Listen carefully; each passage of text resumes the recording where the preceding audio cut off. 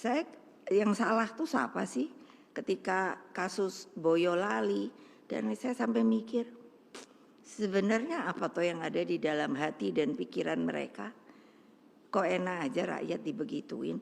Lu apa nggak tahu kan sekarang anak muda seneng banget pakai motor apa breng-breng itu loh, apa knalpotnya dicopot. Apa kan itu sebenarnya menunjukkan ya namanya anak muda apa mau sok jagoan gitu. Lah kok saya bilang enak ya. Aduh sampai bonyok gitu saya lihat. Saya bukan sentimen, enggak. Ini supaya tahu kalian itu abdi negara, negara bukan perorangan. Udah begitu mbok sadar apa yang harus dilindungi itu sopo toh? Ya rakyat lah. Ayo kalian yang menjadi tentara Republik Indonesia. Begitu juga kepolisian netral. Awas ya kalau tidak. Jangan dong rakyat disakiti atau apa. Hanya karena dia memilih yang lain daripada kehendaknya.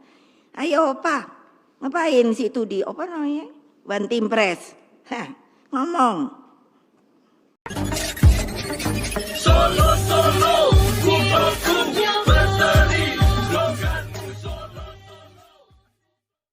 dan juga Bapak Ibu hadirin sekalian, kita akan memasuki acara puncak peringatan ulang tahun ke-51 PDI Perjuangan, yaitu pidato politik dari Ketua Umum Partai Demokrasi Indonesia Perjuangan, Ibu Profesor Dr. Megawati Soekarno Putri.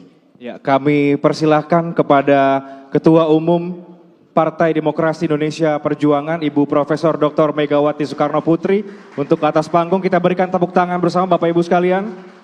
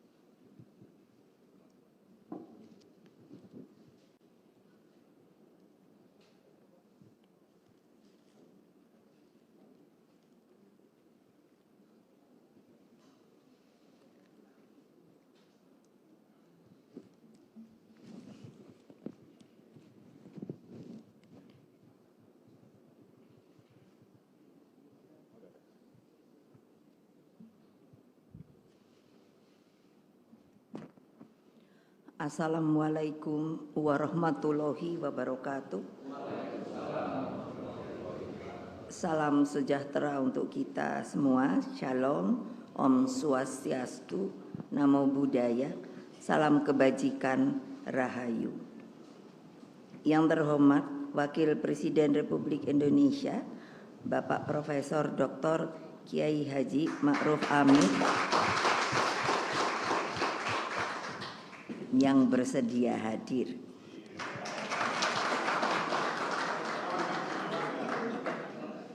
Yang saya hormati Bapak Ganjar Pranowo, calon Presiden Republik Indonesia dari PDI Perjuangan. Yang saya hormati Bapak Mahfud MD, calon Wakil Presiden Republik Indonesia juga dari PDI Perjuangan yang hadir secara daring. Para ketua umum partai politik, sahabat-sahabat saya, Bapak Hari Tanu Sudibyo, Ketua Umum Perindo, Bapak Muhammad Mardiono, Ketua Umum P3. Kalau dari Hanura diwakili oleh Sekjen, Bapak Beni Ramdhani. para menteri yang hadir di sini, supaya Pak Ma'ruf tahu mereka ingin diundang. Jadi saya undang Ibu Sri Mulyani, Menteri Keuangan yang menjadi sahabat saya sejak lama. Lalu sebetulnya Pak Basuki, Menteri PUPR, ingin juga datang tapi dapat tugas karena hari ini kemarin juga ada hajatan di Paku Alaman. Terus Bapak Tarifin Tasrif, Menteri Energi dan Sumber Daya Mineral, Bapak Teten Mas Duki, Menteri Koperasi dan Usaha Kecil dan Menengah, Bapak Sandiaga Uno, Menteri Kemenparekraf, Ibu Bintang, beliau dari Jogja cepat-cepat karena pesawatnya tertunda. Para menteri dari PDI Perjuangan, Pak Pramono Anung, Ibu Risma, Ibu sudah tadi saya sebut, Pak Yasoni Lauli, Pak Anas, Pak Hasto Wardoyo, Pak Hendar Prihadi. Hadir juga tim pemenangan nasional, Bapak Arsyad Rashid, Bapak Gatot Edi Pramono, Bapak Andi Wijayanto. Ini juga minta diundang. Saya yang hormati pakar pertahanan Dr. Koni Rahakundini Bakri dan Dr. Filda Citra Yusgiantoro. Lalu Bapak Basuki Cahaya Purnama, lalu sesepuh kami udah dari dulu Bapak Sidarto dan Nusubroto, para kader PDI Perjuangan hadir Mas Prananda, Mbak Puan sebagai Ketua DPR, dan seluruh jajaran DPP, DPD, DPC partai, dan terutama anak-anakku yang ada di akar rumput, Satgas Partai, PAC Ranting, dan anak ranting yang sangat saya cintai. Hadirin sekalian dan tentunya rekan-rekan pers yang saya banggakan, ini saya ajarkan. Jadi kita mesti pakai dulu salam Pancasila 3. Saya ndak mau 1, ndak mau 2. Jadi siapa yang ikut PDI Perjuangan harus 3. Salam Pancasila. Salam Pancasila. Salam Pancasila. Merdeka. Merdeka. Merdeka. Lalu apa? Ganjar Mahfud menang, menang, menang.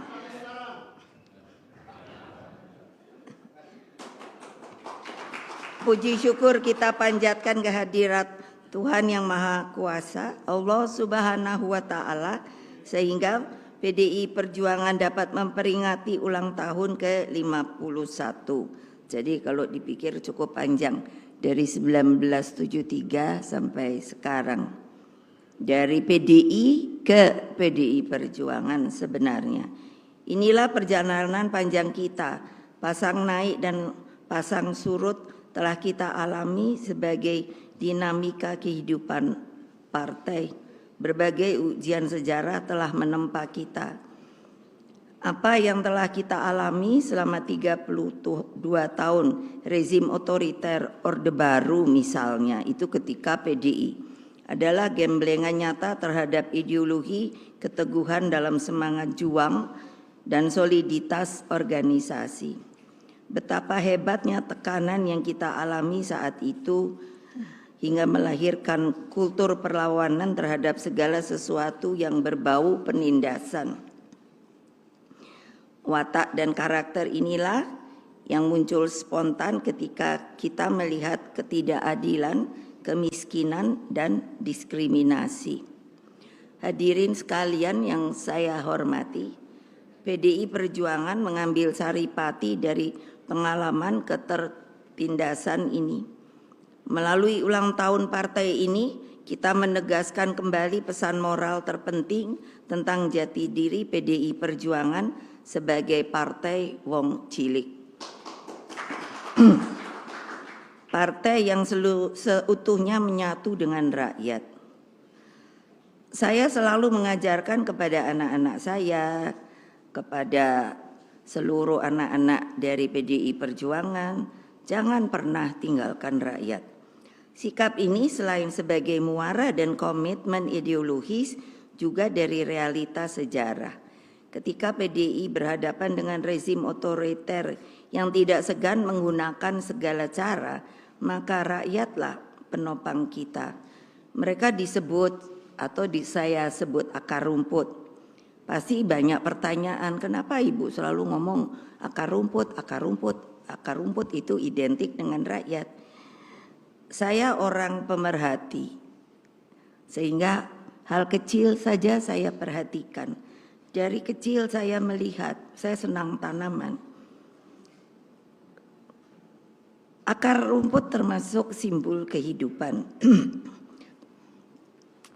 Saya selalu memperhatikan, dan rumput itu juga adalah makhluk Allah, dibuat oleh Allah Subhanahu wa Ta'ala.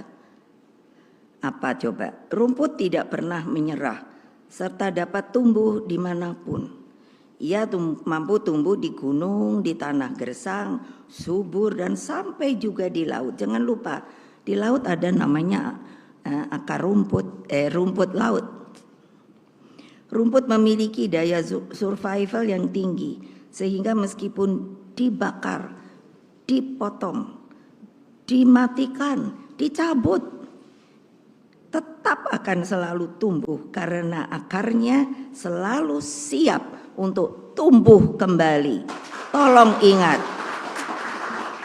itulah rakyat. Akar rumput itu selalu bergandengan dengan erat.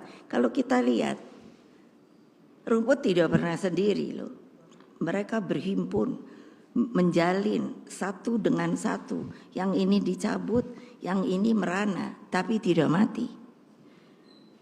Dengan erat, kokoh, kuat, dan sama dengan akar rumput di PDI Perjuangan. Mengakar dan solid bergerak. Karena itulah betapa pentingnya turun ke bawah, ke akar rumput, ke rakyat. Perkuatlah akar rumput, sebab itulah kekuatan real kita. Camkan hal ini sebagai sebuah nafas kontemplasi kita.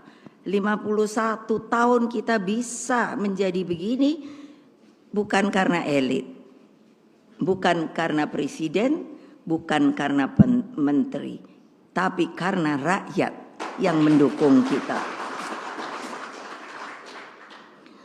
Anak-anakku dimanapun kalian berada yang saya cintai, Bung Karno telah mewariskan falsafah keberpihakan dalam diri Pak Marhain, sosok yang mewakili jutaan petani, nelayan, dan buruh, dan seluruh elemen rakyat lainnya yang mendambakan kecukupan sandang, pangan, tempat tinggal, pendidikan, dan penghidupan yang layak secara kemanusiaan. Inilah warisan dan tugas terpenting politik kita. Terlebih ketika kita menghadapi, sebenarnya ini hari-hari yang biasa setiap 5 tahun. Tapi ternyata saya sering berbicara pada diri saya, kok pemilu ini sepertinya kok selalu dijadikan ajang. Padahal regulasinya itu sudah mantap, sudah ngerti siapa yang mesti coblos gitu.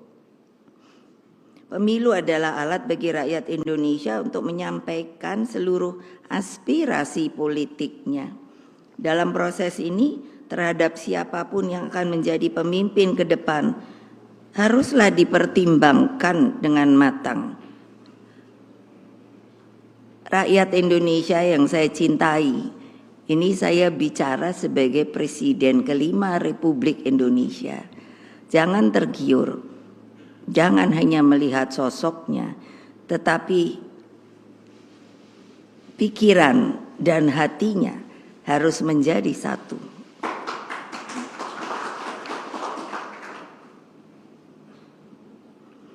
Cermati rekam jejaknya, moral dan etikanya, tanggung jawabnya, dan kemampuan memahami harapan lebih dari 270 juta rakyat Indonesia.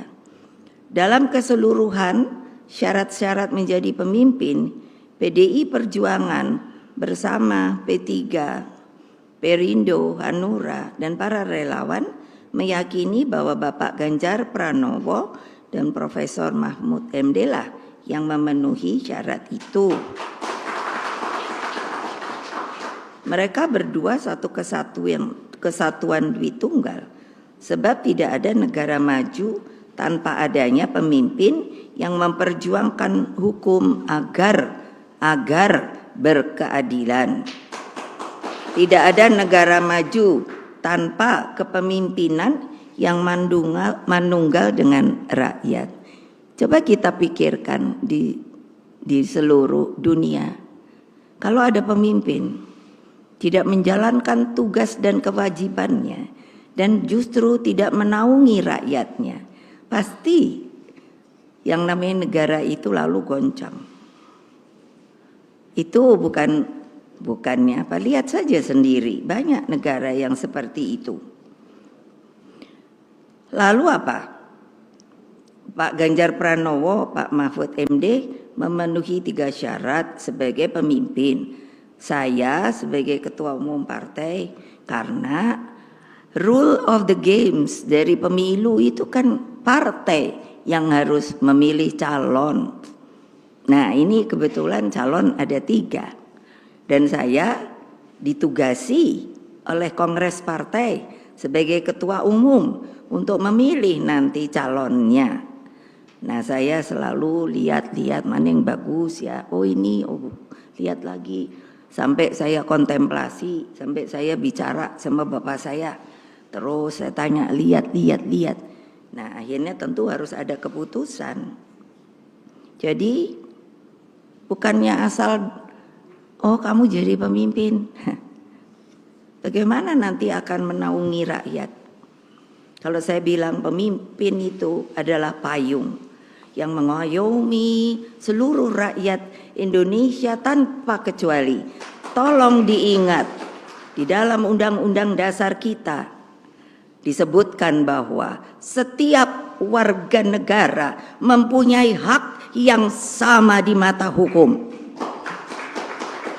Ingat, tuh wartawan, ingat. Nah apa?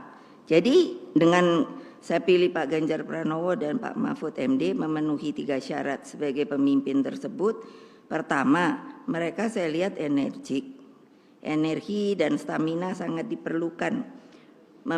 Memimpin sebuah negara kepulauan terbesar di dunia. Waktu PDI, karena saya ditekan, ketika saya ingin membuat struktur itu menjadi tidak mengambang, karena hanya pada waktu itu hanya tingkat DPC. DPC itu hanya kabupaten, padahal di bawahnya ini seperti dibiarkan untuk namanya rakyat itu mengambang. Saya tanya kepada Mendagri, boleh apa tidak? Dilarang apa tidak? Tidak. Saya keliling Republik Indonesia ini bukannya hanya di kota-kota lalu diterima dengan gemerlap dan lain sebagainya. Saya bertemu akar rumput, saya duduk di bawah dengan mereka. Saya dengarkan cerita dan kesedihannya. Saya tahu sehingga adatnya. Orang Jawa, saya ngomong Jawa, orang Sumatera kebetulan dari keluarga ibu saya itu bahasa Sumatera. Jadi kalau tidak bisa keliling republik yang begini besar, lautan kita itu lebih besar dari kepulauannya. Banyak orang sepertinya masih berpikir kita ini benua. No. The biggest archipelago in the world. Mestinya bangga. Satu-satunya. Tolong, terutama kadang yang saya lihat dari TNI, Polri dan lain sebagainya, masih sepertinya diajari bahwa kita ini untuk pertahanan keamanan itu sepertinya memakai sistem benua. Lalu saya pikir ini bagaimana ya membenarkannya. Boleh dong kalau nanti ada yang, oh ibu kok ngomong begitu. Jangan lupa saya presiden kelima, saya pernah wapres. Jadi saya ngerti tata negara, tata pemerintahan. Gitu loh. Jadi apa? Adil. Orang harus menanggapinya. Capek loh kalau mesti bener keliling Indonesia sampai kampung-kampung gitu, tapi enggak apa-apa, saya senang aja. Kedua itu beliau cerdas lah, Pak Ganjar itu kan kader, jadi udah saya liatin semua kader saya nih, saya liatin kok untuk kaderisasi, memang harus gitu. Ada yang mengatakan katanya kenapa kok disebut kader, ya emang kader, itu persoalan saya. PDI Perjuangan, saya enggak tahu lain partai. Jadi cerdas, lalu baik, dan yang paling penting berempati pada wong cilik.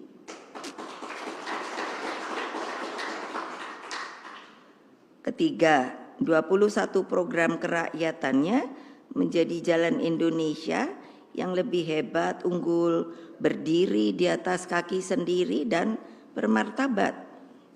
Bung Karno mengajarkan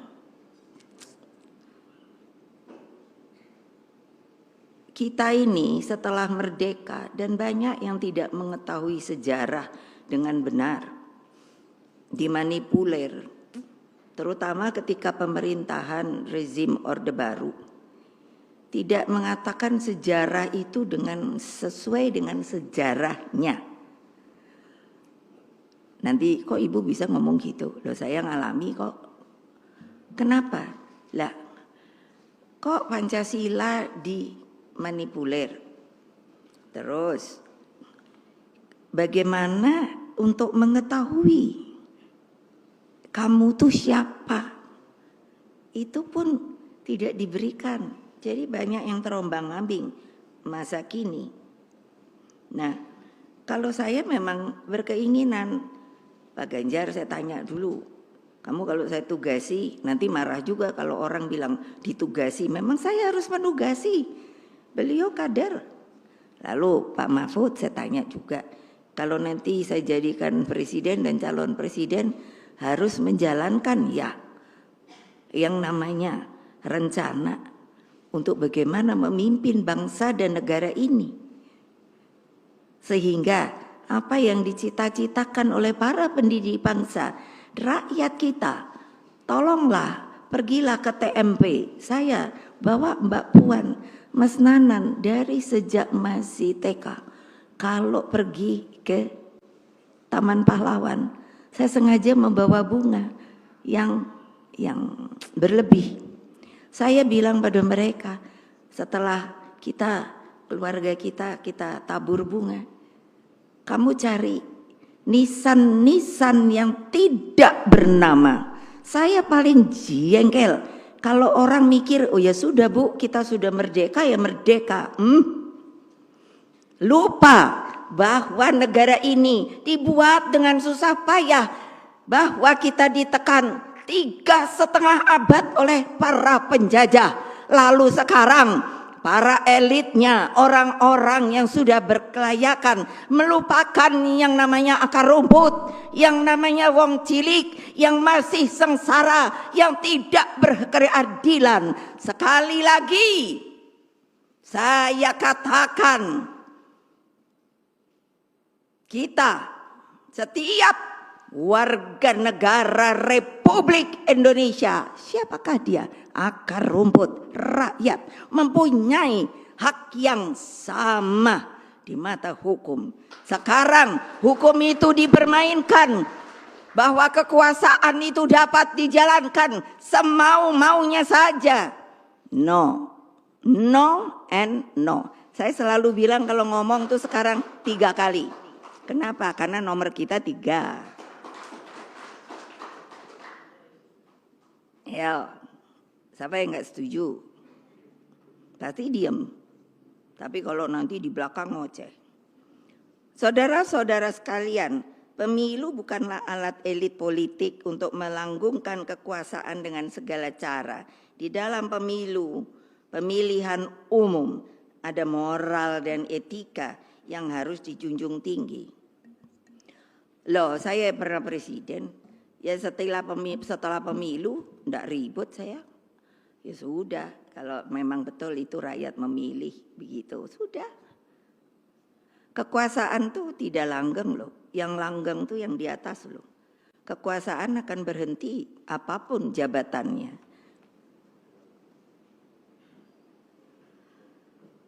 Kan sedih ya. Nah, pencermatan saya akhir-akhir ini sepertinya arah pemilu sudah bergeser. Ada kegelisahan rakyat akibat berbagai intimidasi. Namun saya bersyukur ada kekuatan nurani yang berbicara. Saya ikut merasakan bagaimana pergerakan masyarakat sipil, para mahasiswa dengan kemurnian idealismenya. Bahkan saya melihat seorang ibu namanya Ibu Sinta di Jawa Timur dan ketua RT di Jawa Tengah. Mereka berani menyampaikan sikapnya. Saya lihat ketua RT marah-marah tuh saya langsung ngomong sendiri, cah gitu. Karena apa? Dia bilang mana surat perintah? Enggak ada. Terus saya nih ketua RT dipilih loh sama warga. Jadi kamu mesti lapor loh sama saya. Jadi mereka yang datangnya tuh diem aja gitu. Itu hak loh. Kewajiban loh. Lupa. Emangnya rakyat mau kamu pentungin? Hah? Penjajah boleh kamu tembak. Tapi kalau rakyat, no. Ingat loh. Ini saya masukkan message saya. Dan pasti harus tahu siapa yang melakukan hal-hal seperti itu. Ini adalah negara merdeka dan berdaulat, saudara-saudara. Tidak ada sebagian yang merasa berkuasa. Kekuasaan itu adalah di tangan rakyat. Jawab kalau ada yang tidak setuju. Itu saya mau. Kalau nggak sama. Itu apa? Katanya demokrasi, demokratis. Mana? Mereka berani menyampaikan sikapnya. Insan pers juga terbukti mampu menjadi benteng demokrasi. Di tengah arus gelombang menjaga demokrasi itulah, maka kepada TNI, Polri, dan aparatur sipil negara harus menjaga prinsip netralitas.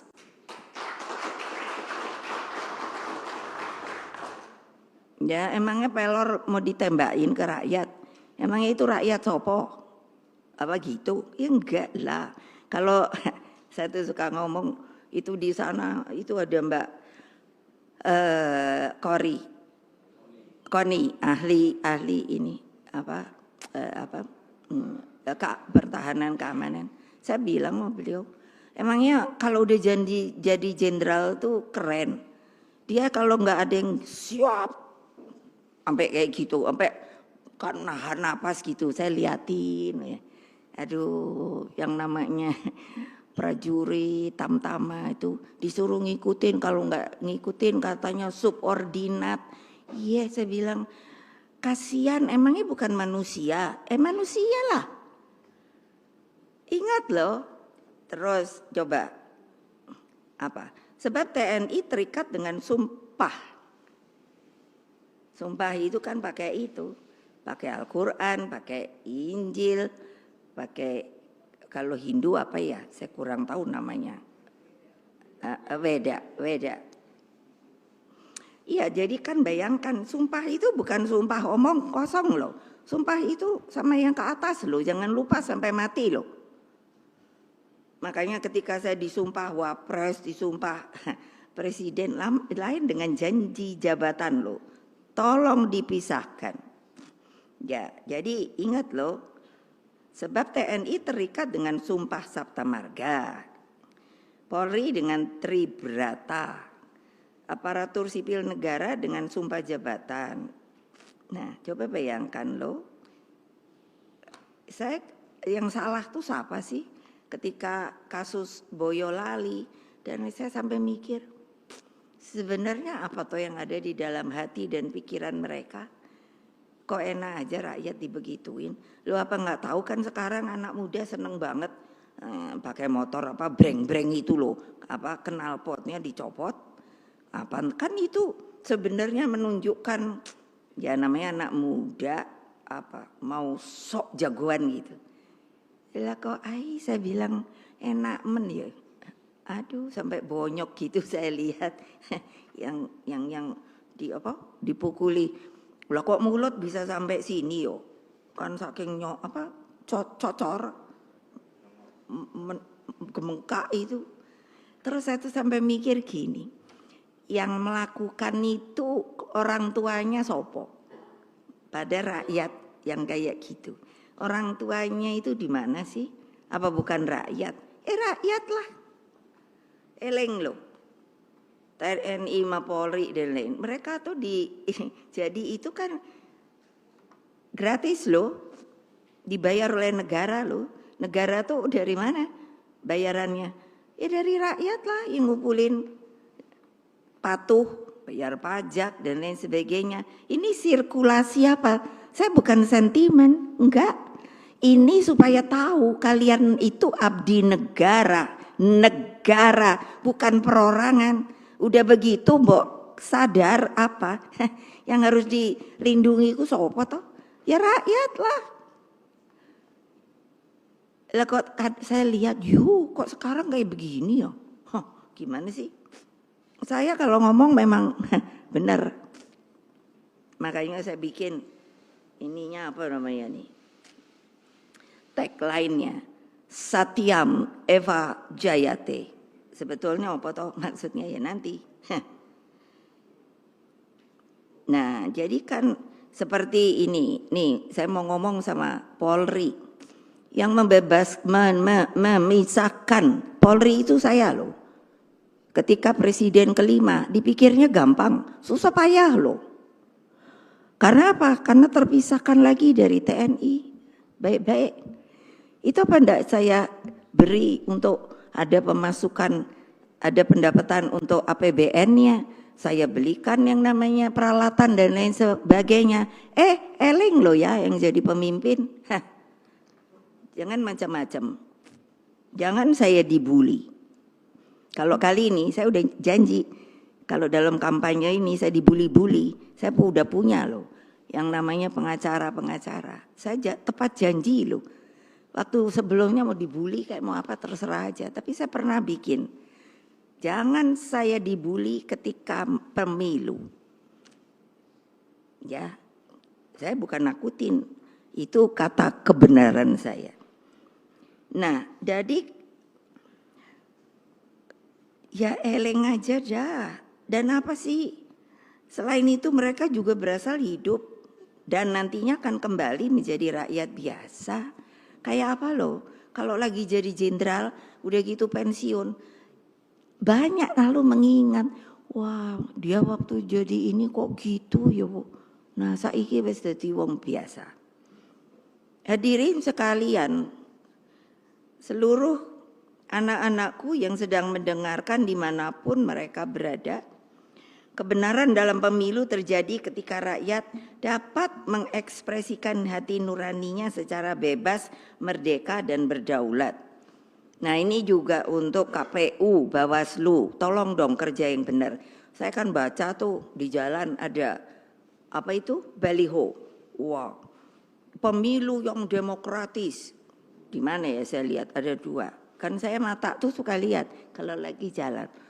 Lalu jujur, adil, luber, langsung, umum, bebas, langsung, umum, bebas. Nah ini bebasnya dan rahasia. Jadi tidak digiring loh. Tolong ya. Lah gimana Toyo? Saya dulu mempertahankan nanti. Dulu saya mau, dulu kan waktu zaman Orde Baru tuh LPU. Lembaga Pemilihan Umum, menurut saya itu lebih kuat. Nah, tapi waktu apa namanya reformasi itu dijadikan komisi. Saya selalu mengatakan, tapi selalu kayak saya dibully gitu. Lalu saya bilang, komisi itu ada Pak Lauli, jawab saya. Komisi itu sifatnya ad hoc kan, bahwa suatu saat tuh bisa dibubarkan. Itu berulang kali saya ngomong. Jadi kan, aduh gimana sih? Kita berkumpul di sini karena meyakini kebenaran dalam politik itu. Mbok biarlah rakyat tuh senang gitu loh. Mikir-mikir sendiri. Tapi kita kan boleh memberikan omongan dengan baik. Itulah adanya debat untuk melihat dengan langsung positif, mana ya yang bagus, mana ya yang pintar, gitu loh. Lah kalau hanya mau jadi pemimpin tapi nggak bisa apa? Yaitu menaungi rakyat. Yang paling kritis apa sih? Ketika jadi pemimpin sopo wae, itu dalam keadaan suasana, keadaan tuh sedang krisis atau kritis. Itu kan mesti dapat orang pemimpin tuh yang tak gitu, smart gitu loh. Iya, jadi apa juga ya. Ini pesan rohani saya.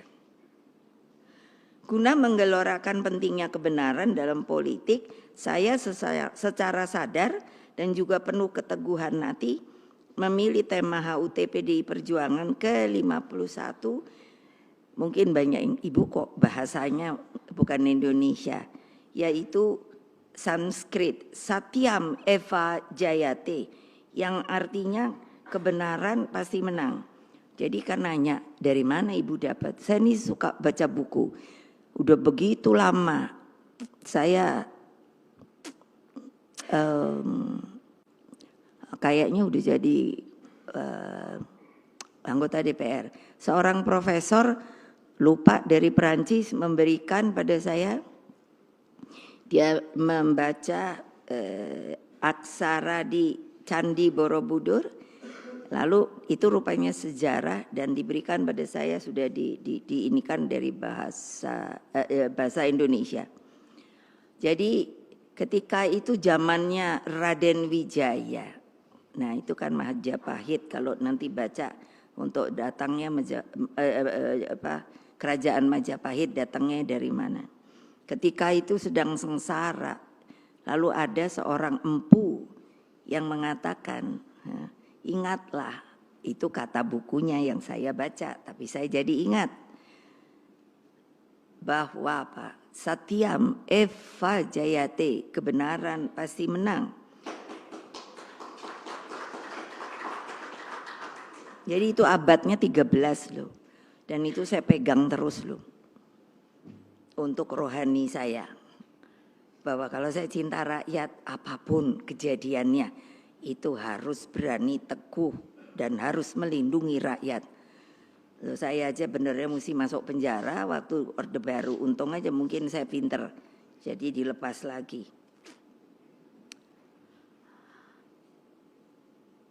Kebenaran pasti menang merupakan falsafah yang hidup dalam cerita-cerita rakyat. Coba deh, simbol-simbol itu selalu ada.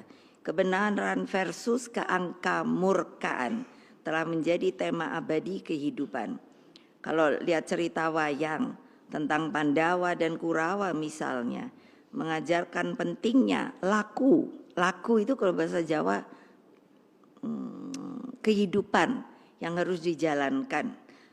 5 sosok kesatria tersebut dengan bimbingan Ibu Kunti dan Kresna sebagai ahli strategi memperoleh kemenangan karena selalu bertindak atas tuntunan moral, etika, dan kesatu paduan dengan punakawan. Punakawan itu simbol dari rakyat kecil, sosok yang mewakili rakyat kecil atau yang saya bilang akar rumput.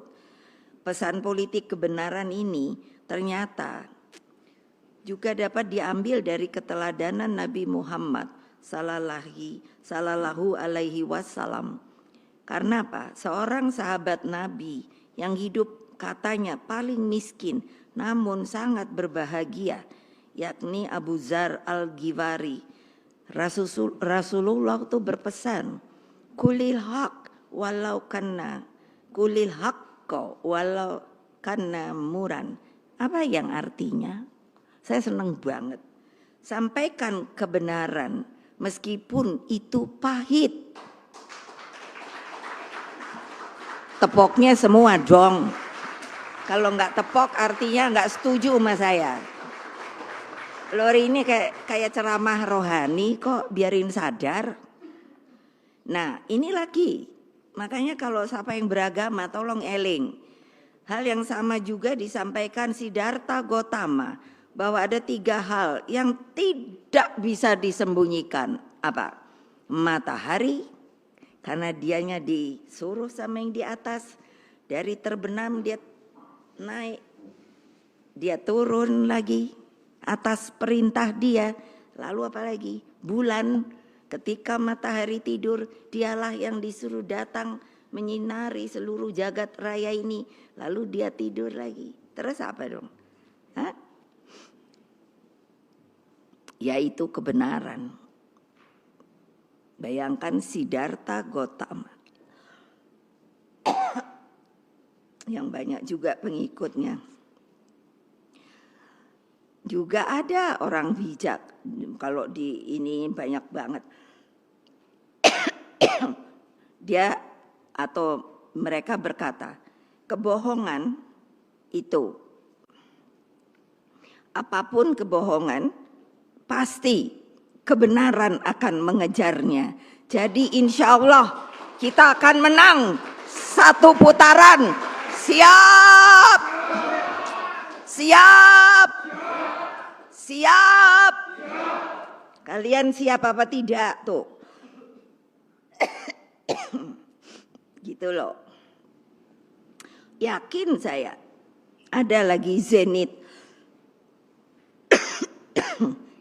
Orang yang bijaksana. Apa? Kebenaran itu suci di atas segalanya. Coba bayangkan kalau kita bohong, itu bohong sama diri kita sendiri loh. Nah, tadi saya bicara sama Pak Ma'ruf. Pak, saya diajari keluarga saya untuk agama Islam dari sejak kecil. Kalau saudara saya nakal, nenek saya terutama, dia cerita ada malaikat di kiri dan kanan. Kalau nanti mama saya mau apa, dia hanya begini, terus bilangnya ke kiri.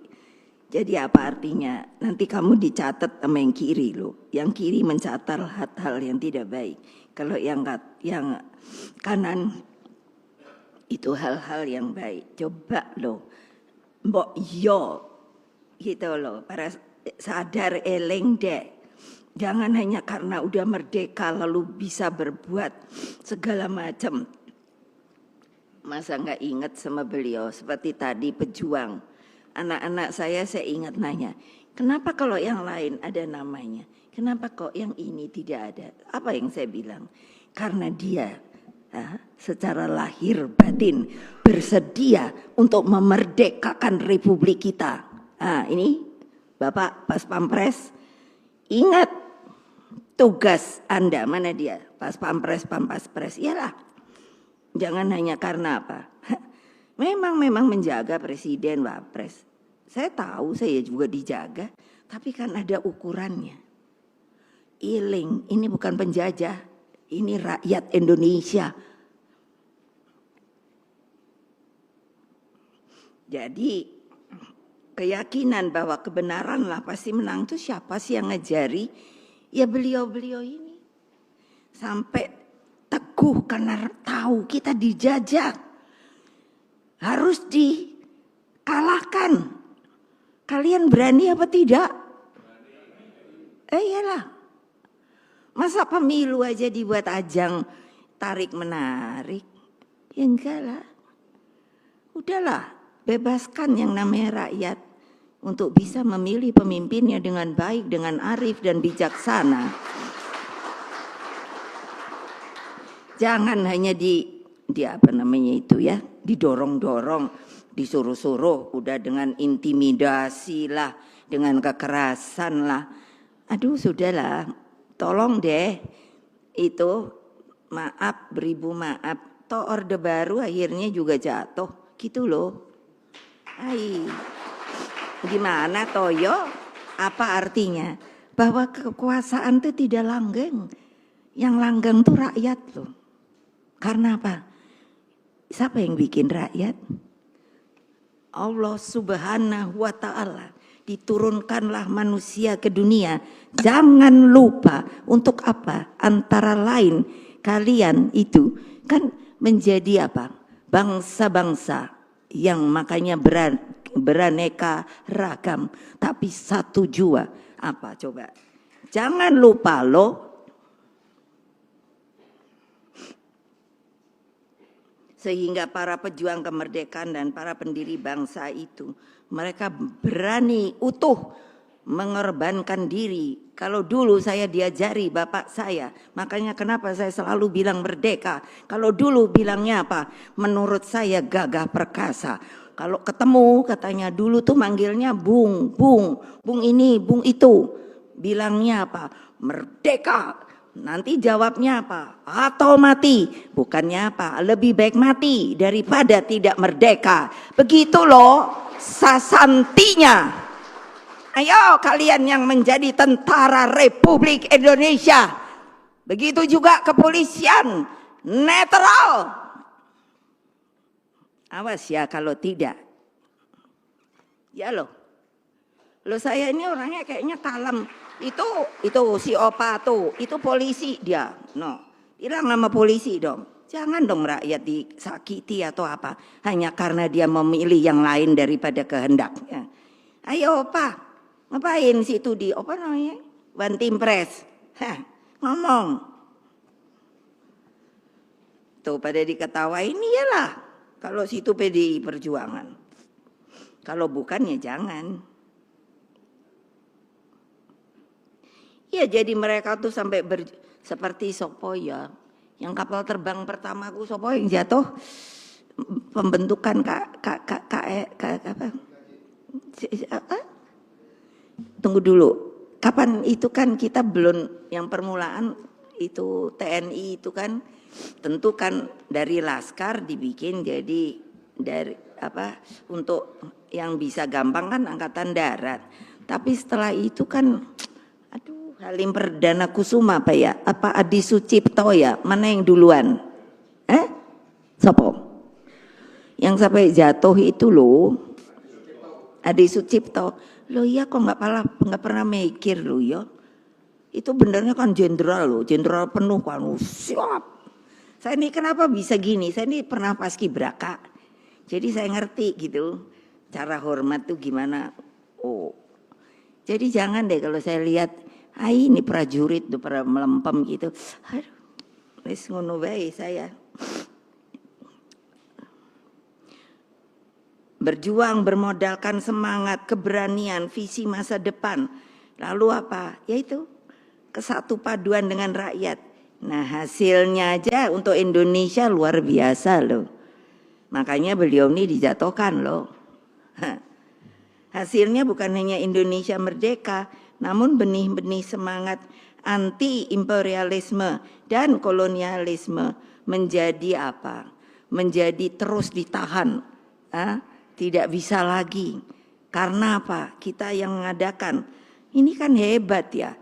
Negara-negara terjajah dalam sebuah konferensi Asia Afrika yang gaungnya sampai hari ini masih ada. Dan gerakan non-blok. Inilah tinta emas sejarah kepemimpinan Indonesia bagi dunia. Bukan saya ini lalu ya terang aja Bung Karno bapak saya gitu. Banyak kan yang bilang banyak. Oh ibu ya terang aja belain Bung Karno. Memangnya saya mesti ngaku bapak saya Pak Badu kah? Pak Sopo ya memang Bung Karno bapak saya. Tapi dia pemimpin saya, dia mentor saya. Kalau lihat tadi seperti itu, bayangkan kalian itu Bung Karno ketika tahun 50 kembali kemerdekaan ada di kita lagi. Itu yang sampai penuh gitu adalah apa? Rakyat mengeluh-elukan karena tahu bahwa kita merdeka penuh. Kalian sekarang sekali lagi rakyat mau dibegitukan? No. Saya udah ngomong berapa? 3 kali. Apa artinya? Saya serius loh. Saya serius loh. Silahkan memilih yang benar supaya dicintai oleh rakyat. Jadi jangan alasan, aduh saya sampai mikir, oh ya kalau ini kan sebetulnya dimenangkannya oleh sukarelawan. Emangnya sukarelawan itu datang ke KPU, saya loh ketua umum yang nyatet, yang neken siapa yang bakal calon, gitu loh. Tolong inget deh. Kecuali kalau ada untuk presiden sama wapres itu independen, kan gak laku. Alah, udah jangan rakyat jangan dibodohi lah. Ya konferensi Asia Afrika itu sampai hari ini saya ke luar negeri aja, wah pasti dielu-elukan. Kita makin banyak yang merdeka karena konferensi Asia Afrika. Nah itu pemimpin yang benar loh, bapak saya nanya, apa nggak takut sih Pak kalau nanti kita ini kucilkan? Enggak, kita harus, karena kitalah yang namanya bisa memperjuangkan sebuah negara yang utuh, bersatu, dan merdeka, dan berdaulat. Wah keren deh kalau saya udah diomongin gitu. Lah ini kok melempem.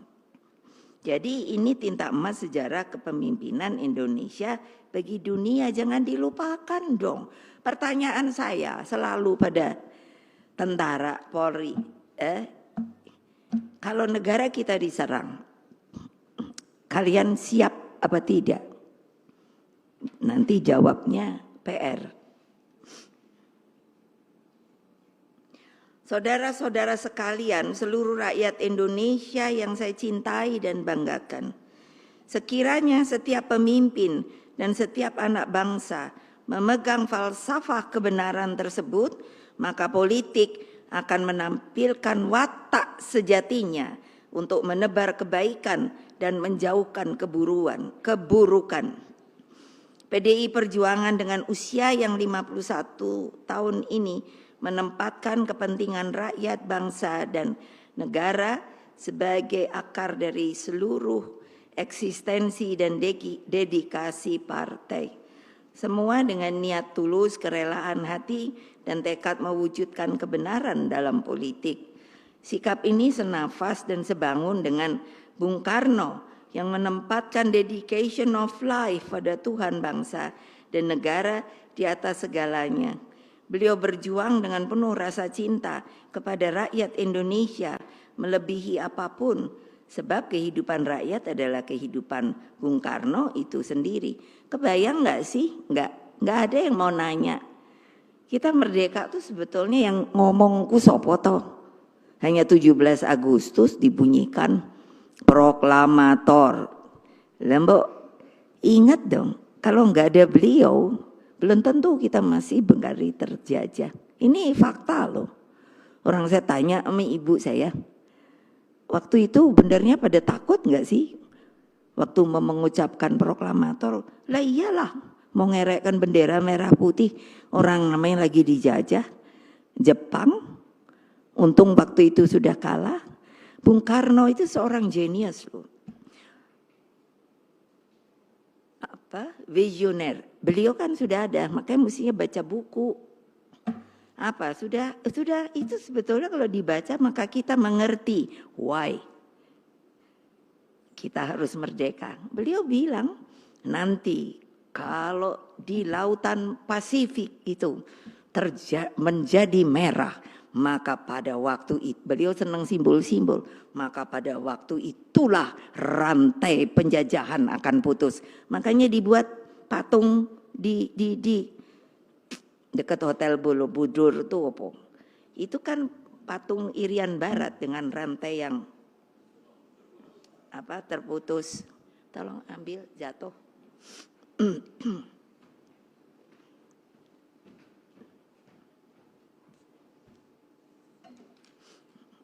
Makasih. Lah gitu tuh kan mestinya itu membanggakan diri loh. Dan membuat kita harus ingat. Saya waktu dengan sukarelawan kan saya bilang yang paling awal, who am I? Bukan who I am. Kalau I am saya. Tapi kalau who am I artinya banyak. Karena saya mau menyadarkan bahwa kalian itu tidak akan, bayangkan 350 tahun, mana ada tentara, mana ada Polri, gawat. Yang ada Ken Petai, kalau orang Belanda tuh, apa namanya ya? Kenil, loh yo, kan? Kayak apa? Tapi juga banyak bangsa kita yang jadi pengkhianat, ngikut itu, nembaki rakyatnya sendiri. Boleh lihat sejarah. Terus kamu juga mau kayak gitu, ya enggak lah. Nah itu loh. Jadi Bung Karno tuh mengingatkan menjaga persatuan dan kesatuan bangsa. Bayangkan beliau itu sudah sampai memperkirakan perjuanganku lebih mudah karena mengusir penjajah. Tetapi perjuanganmu akan lebih sulit karena apa?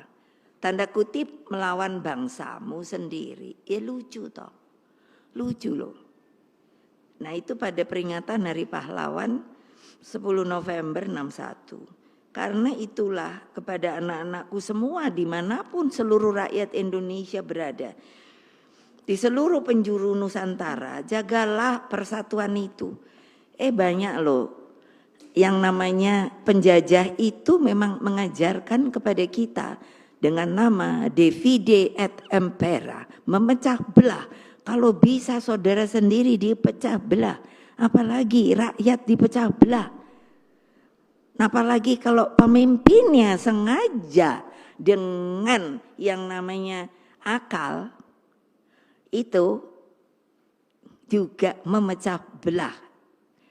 Karena apa? Karena mabuk kekuasaan. Nah jadi peganglah sesanti Bhinneka Tunggal Ika, Tanhan Dharma Mangra. Jadi tanpa pernah mundur sejengkal pun. Jadi Bhinneka Tunggal Ika itu satu. Berlain, bersuku-suku, tapi satu jua. Kok lupa ya? Itu Pak Ganjar. Nanti insya Allah kalau situ menang, ini didengar banyak orang. Yang harus dijalankan pertama adalah pelajaran sejarah yang benar. Menegaskan supaya apa? Bukan hanya di sini, tapi itu menjadi di sini. Solo,